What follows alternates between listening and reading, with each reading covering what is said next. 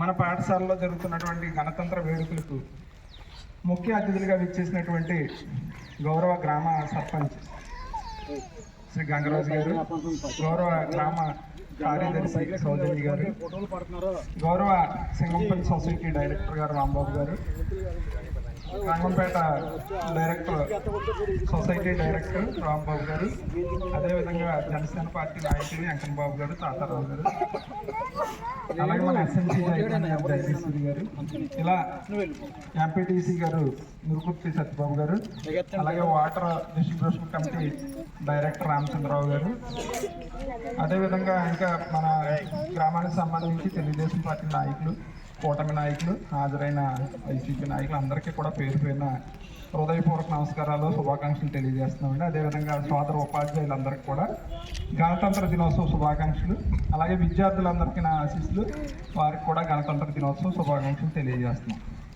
మరి ఈరోజు మనం గణతంత్ర దినోత్సవం జరుపుకుంటున్నామంటే ఎంతోమంది త్యాగదనుల యొక్క మహనీయుల యొక్క త్యాగాల ఫలితంగానే ఈరోజు మన గణతంత్ర వేడుకలను ఇంత అట్టహాసంగా చేసుకునే అవకాశం మనకు దక్కింది. మన భారతదేశం అనేది భూతల స్వర్గంతో సమానంగా భావిస్తారు. మన భారతదేశంలో పుట్టిన మన అందరం కూడా చాలా అదృష్టవంతులు. మన దేశంలో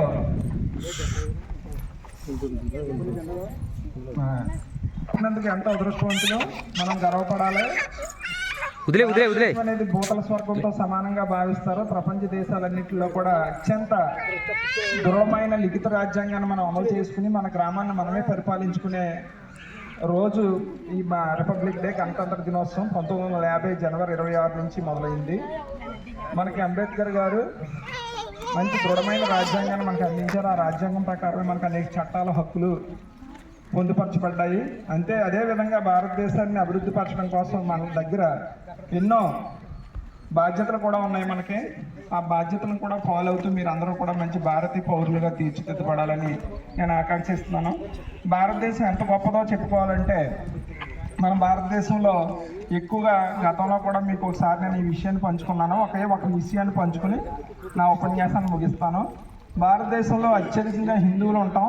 మనది హిందుస్థాన్ అంటారు, హిందూ దేశం అని కూడా చెప్తారు. ఈ హిందువులు ఎక్కువ మందిగా ఉన్న హిందువులందరూ కూడా మనం అనేక దేవాలయాలకు వెళ్ళి పూజలు చేసుకుంటూ ఉంటారు. భగవద్గీత, రామాయణం, భాగవతం గ్రంథాలని చదువుతూ ఉంటారు. అదేవిధంగా దసరా, సంక్రాంతి, దీపావళి ఇటువంటి పండుగల్ని పర్వదినాలుగా పాటిస్తూ ఉంటారు. అదేవిధంగా మన భారతదేశంలో మనతో పాటుగానే జీవిస్తున్న ముస్లింలు ఉంటారు. వీరు మసీదుకి వెళ్తూ ఉంటారు, మహమ్మద్ ప్రవక్త గారిని దేవుడిగా పూజిస్తారు. అదేవిధంగా ఖురాన్ పవిత్ర గ్రంథంగా పఠిస్తారు. అలాగే బక్రీదు, రంజాన్ వంటి పండుగల్ని వారు పర్వదినాలుగా నిర్వహించుకుంటూ ఉంటారు. అదేవిధంగా మనతో పాటు క్రైస్తవులు కూడా జీవిస్తూ ఉంటారు భారతదేశంలో. వారు బైబిల్ని పర్వదినంగా పవిత్ర గ్రంథంగా పఠిస్తారు. జీసస్ని దేవుడిగా పూజిస్తారు. అలాగే క్రిస్మస్, గుడ్ ఫ్రైడే వంటి పర్వదినాలని పాటిస్తూ ఉంటారు.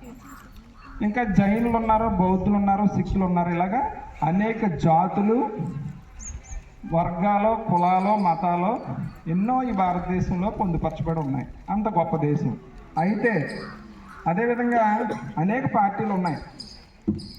భారతదేశంలో జాతీయ పార్టీలైన బీజేపీ, కాంగ్రెస్ పార్టీ, రాష్ట్ర పార్టీలు ఎన్నో పార్టీలు దేశంలో ఉన్నాయి. వారికి కూడా జెండాలు ఉంటాయి, వారికి సిద్ధాంతాలు ఉంటాయి. అయినప్పటికీ ఈ హిందూ, ముస్లిం, క్రైస్తవులు, జైన్లు, సిక్కులు, పార్సీలు అలాగే అన్ని పార్టీల నాయకులు ఒకే జెండాను గౌరవిస్తారు. అదే మువ్వన్నెల జెండా. భారత మువ్వన్నెల జెండా, త్రివర్ణ పతాకాన్ని అందరం గౌరవిస్తాం. అలాగే అందరూ పాటించే గ్రంథం భారత రాజ్యాంగం. అందరూ గౌరవించే వ్యక్తి డాక్టర్ బాబాసాహెబ్ అంబేద్కర్.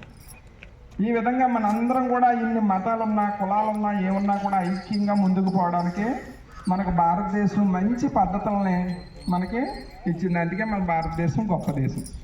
అందుకని ఈ దేశానికి మనకి ఏమి ఇచ్చింది భారతదేశం అనుకునే కంటే కూడా భారతదేశానికి మనం ఏమి ఇవ్వాలని ఆలోచించుకుని మీరందరూ కూడా మంచి సిటిజన్స్గా డెవలప్ అయ్యి దేశానికి సేవలు అందించాలి.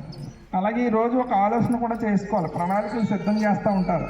రాష్ట్రంలో ముఖ్యమంత్రి గారు, ఉద్యోగులు, దేశంలో ప్రధానమంత్రి గారు, అక్కడ ఉన్న పెద్ద పెద్ద స్థాయి ఉద్యోగులంతా కూడా ప్రణాళిక సిద్ధం చేసుకుంటూ ఉంటారు. వచ్చే సంవత్సరానికి, పోయిన సంవత్సరం మన ప్రగతి ఏంటి, ఏమి అభివృద్ధి సాధించాం, వచ్చేసారి సంవత్సరానికి మన యాక్షన్